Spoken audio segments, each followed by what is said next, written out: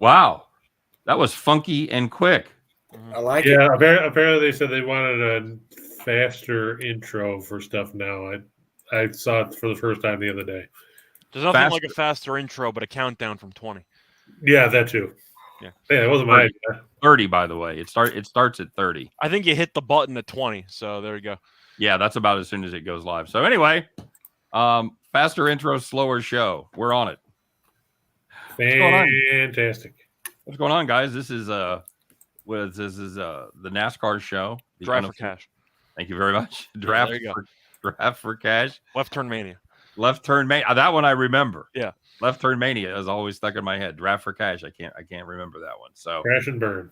It's nice to be here, of course. As always, I'm your host, Scott Steen, lead handicapper at winnersandwhiners.com. I'm joined by about 3/4 of Chris King's head.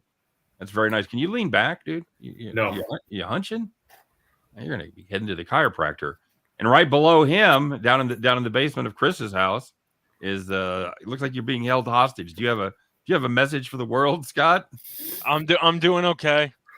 You can send food or money. No, I'm good. Nice to be here. Looking forward to breaking down NASCAR. We're going through New Hampshire, which should be interesting. There you go. And he said that with a straight face. Last but not least, the guy that's been the hottest of the handicappers here over the last 3 weeks. It's Rye Cape, everybody. What's up, Rye? Not too much. This is one of my favorite tracks, so I'm ready to go.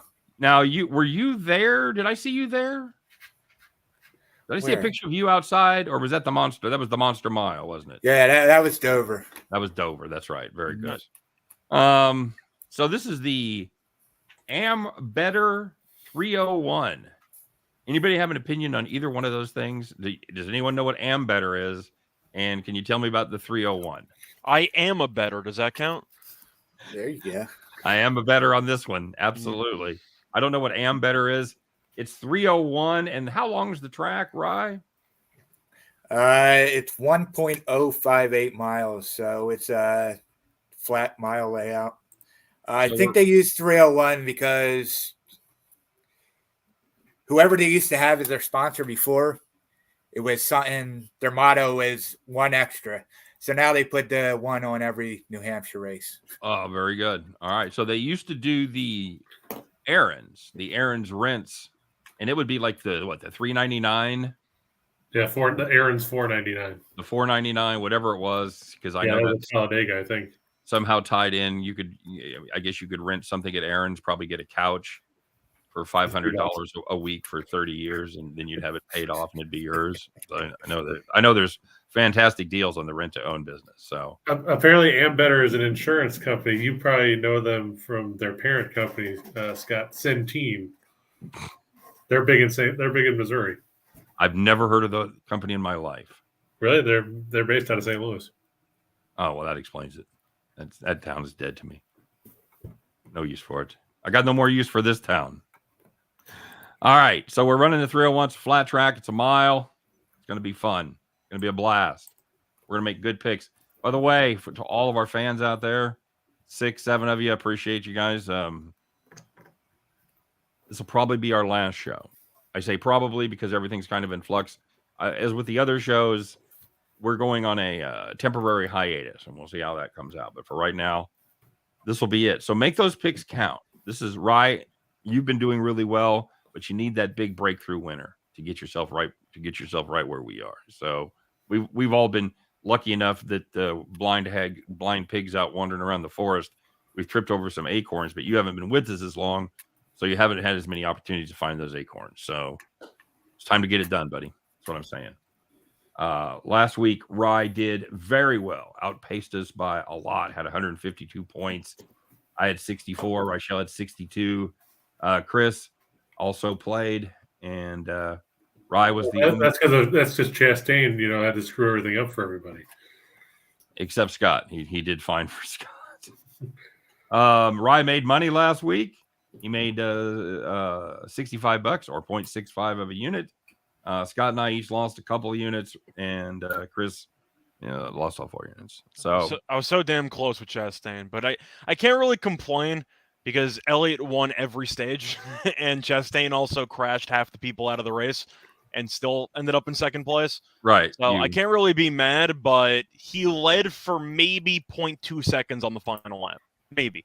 So Yeah, Scott, this show is going to be renamed Scott's Got a Beef. it's not really a beef, I was lucky to even be in that spot when you see a bunch of duct tape on the front of Chastain's car and he's in second place. Well, So, when you knock out half the field, your chances of being at the front are a lot better.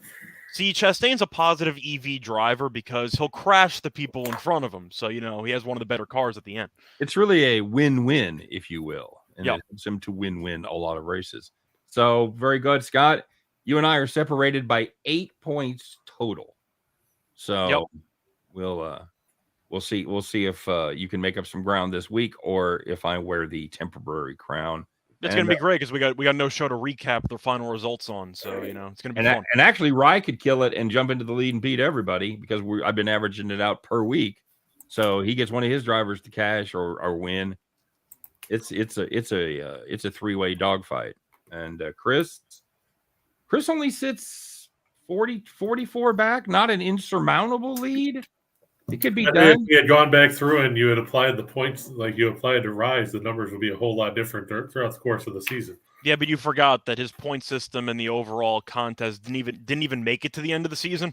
Well, I know. So, the points have been applied have shifted throughout the season. Chris implies that there were times I forgot to put multipliers in. I would like to see. Go back and look at some of the numbers. Show me examples. That's all I'm saying. Go back and look at pretty much any week after week 2. Okay. Yeah, I think Scott spoke for me. All right, let's get rolling.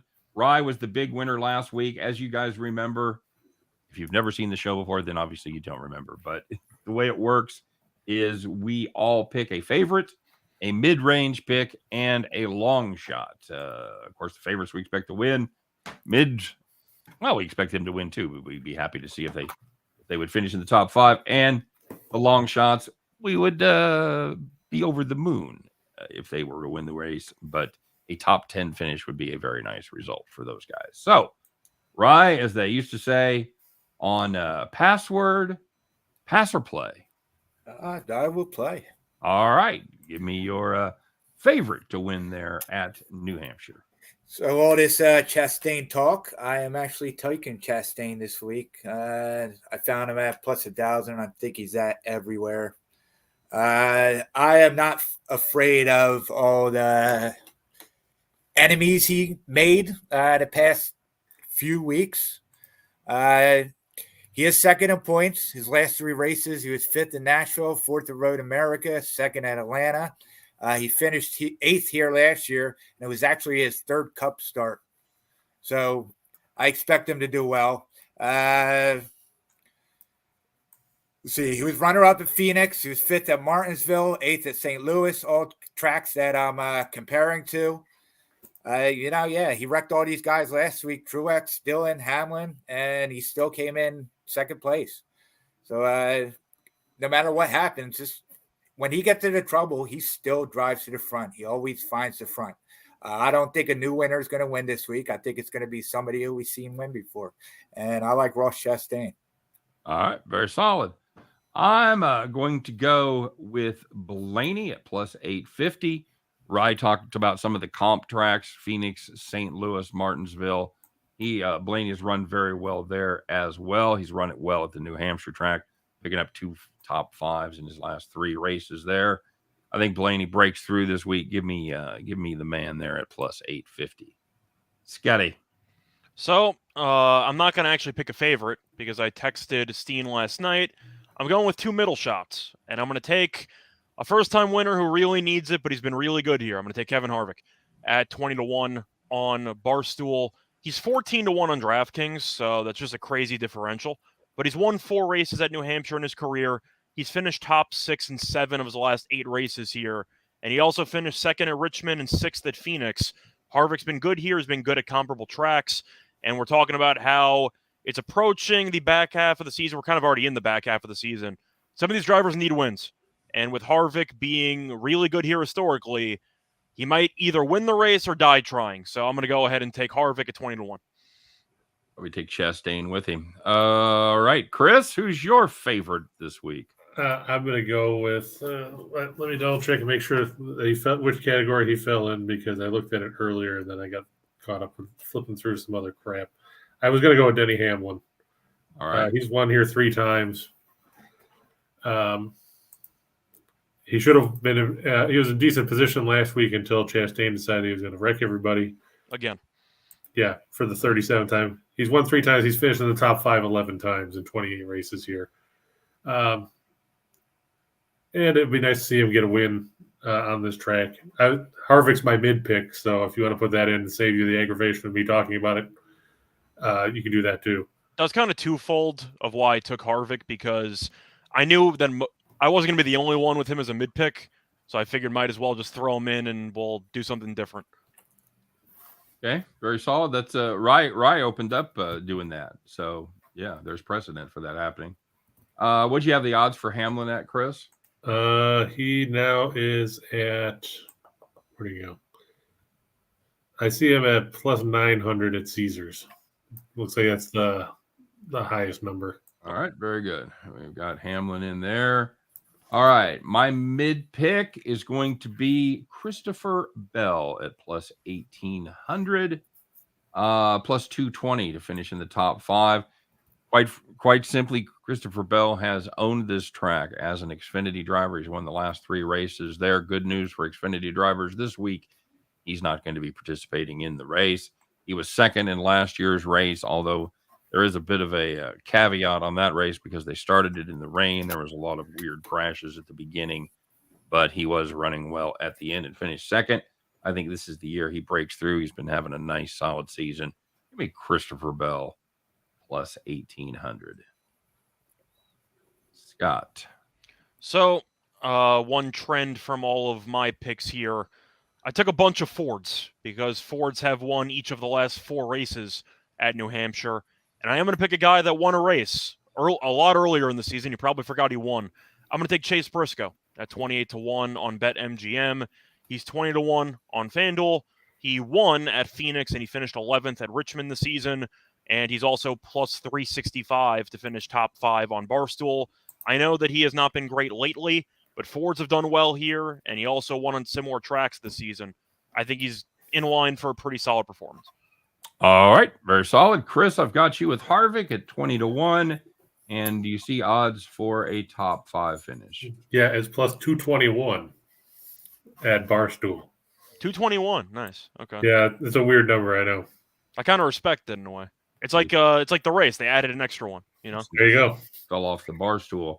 All right, Rye, let's finish it up and give us your mid-range pick. I just want to say also, Briscoe is a good bet if you want to bet the pole. I have him. I have Blaney too to win the pole. What are the odds on him to win the pole? I think I got it up here.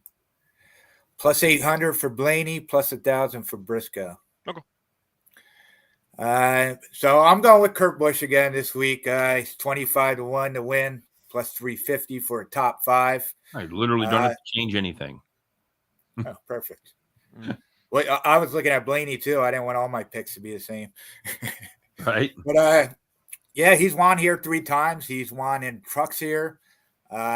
He's good at the flat tracks, especially in the next gen car. He was 5th at Phoenix, 6th at Martinsville, and 3rd at St. Louis.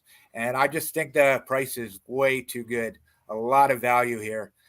He was caught up late last week, and he usually goes top 15, not top 15. So last week he did not get a top 15. This week he may. I'm hoping he gets at least a top 5. All right, very good. And let's see, that's it for the mids. Long shots, we'll start with Scott Rochelle. Scott, who do you have? So for the long shots, I'm going to go with another Ford driver, a guy that we make a lot of fun of. No, you're not taking Keselowski because I already had him. Yeah, I am. I am. No, you're disqualified. I kind of have to. I mean, you're looking at the long shots, and Rye said before he expects a winner of a race earlier this season to win. That doesn't exactly apply to the long shot candidates. And if you want to talk about course or track record, I mean, Keselowski is phenomenal at 110 to 1 on Fox Bet. I mean, that's just a crazy price. He's 66 to 1 on BetMGM. He's won this race twice. He's finished top 10 in 6 of his last 7 races here. Finished 13th at Richmond. And if you want to go for top 10 odds, he's plus 370 on FanDuel to finish top 10. I understand if you think he's going to crash, it's fair. No, it's actually a perfect final pick because it's our last show. But I'm going to go with Keselowski because he's been good here in the past, and a top 10 pays out pretty nicely. Yeah, that's what I was going along with as well. And like Scott said, he won here in 2020. He was third last year. 110 to 1. Like that, And he could wreck awful, Chastain on the way, and everybody would be happy. I get that he's been awful this year, but plus 110 to 1 for a guy that's won here several times and has finished top 10 recent. I just think that's a little bit crazy. Stealing money. Sounds like a donation to me. It's the final race anyway, so might as well go for broke. Ryan, you're not going to give any money to the Keselowski Fund? Who do you have in this spot? No, I will never. Just take Stenhouse so we can compete on who wrecks first. I'm going with Austin Cindric. I'm high on the Fords too, and I like him here. He's 50 to 1 to win, 150 for a top 10.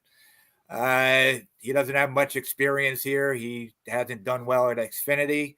I'm just going off his momentum that he's had this season. And he fell off after he won Daytona, but the last 7 races, he has been in the top 11 6 times. And he's just been rolling along well. He's getting better and better every week. All right. Very good. And what is he to finish top 10? I think he's at 150. Plus 150. 150? Yeah. All right. Gotcha. See, you could have taken Ricky Spinhouse. He's at plus 850. I just figured you're going to take Spinhouse and we would compete on who's going to wreck first. I thought that would be a fun side game, side bet between us. Well, I was really hoping Rye would take Keselowski. You got Cindric too. No, I've got Keselowski. Oh, okay, cool. Yeah, I had him at 100 to 1. So I found 110. Yep. So. I had 100 and 350, and I'll take both your prices.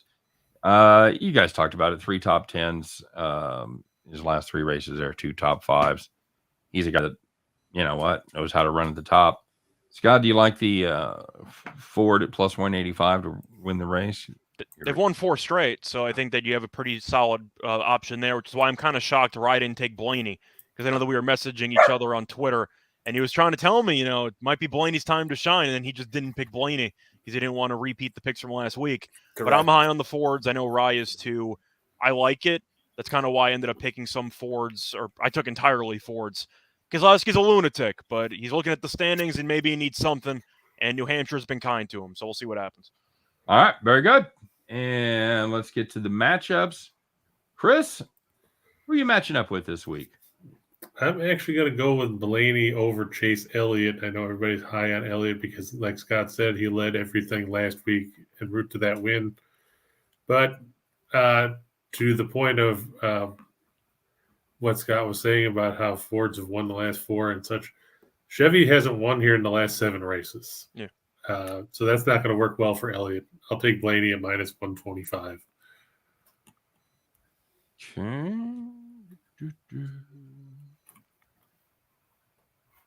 Very good, boys. Rye, who's your matchup this week? Well, I am also fading a Hendrick guy. I'm taking Bell over Byron. I found that for minus 110. As you said, Christopher Bell, this is his track. He's probably the best flat track racer in the Cup Series right now. And Byron just hasn't done anything in weeks and weeks and weeks. Really, I don't expect Hendricks to do too much this week. I am a little high on Larson, but other than that, unless Bowman runs in and grabs something out of the blue, Bell should beat Byron. I think the one concern I had with fading Byron entirely was the fact that he's going to actually be doing the Xfinity race. Right. And I ended up, of course, winning or not winning, however you graded it, the Reddick bet to win the race because of the Xfinity angle. So if you want to make an argument that Byron's going to get more experience with the track because he's on the Xfinity, then you can make that case. But yeah, Byron has not been good for the last, 2-3 months? Mm-hmm. It's not been good. Unless he's driving the next gen car in that Infinity race, I don't really think it matters. He's favored, which I get because he's, the most accomplished driver, but I wouldn't lay with him. I wouldn't take him as the favorite in any race right now. Nope. And I'm going to take Harvick over Reddick. Chris talked about Harvick a little bit, and this is a couple of the points that I was looking at. He's definitely in desperation mode. He needs a win to get into the playoffs, and he hasn't been great this season, but he has been good on the flat tracks. I'm getting a pretty good price on him at 115. I'll take him over Reddick here. And finish up with Scott. So I am going to go similarly to what Chris had, but slightly different. I am going to back Blaney. However, I'm going to take him against Kyle Busch at minus 115 on DraftKings. Blaney's finished top 9 in each of his last 4 races here. If you want to talk about Busch, he's finished 37th or worse in each of his last 2 races here. Blaney's also finished top 6 in 4 of the last 5 overall races. So Blaney has been very good over the last month. And Busch has finished 20th or worse in each of his last 4 overall races. Busch, we know, is a streaky guy because he's not afraid to crash early and often in races. He's not exactly in great form now. Blaney's another one of those guys who kind of needs a win because his points are phenomenal. He just can't actually win a race. But I think it's a good spot for him. I'll take him at minus 115. All right, very good, man. I have a bad feeling. Just we're all putting our eggs in the Kozlowski basket. That just can't end well. It just We're not going to be able to recap the race anyway, so it's fine. I mean, he finished in the top 10. Well, two out of every 3 races here. So we'll be recapping it in our text messages and DMs on Twitter. We will. I'm just acknowledging that if you're going to give me plus 370, Keselowski doesn't even have to win. Just finish top 10, and that's a pretty nice payday. Yeah, I think there's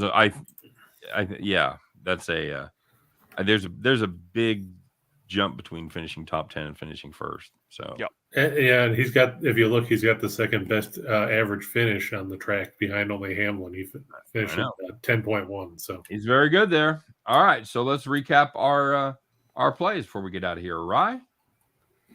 So I took Chastain to win at 10-1.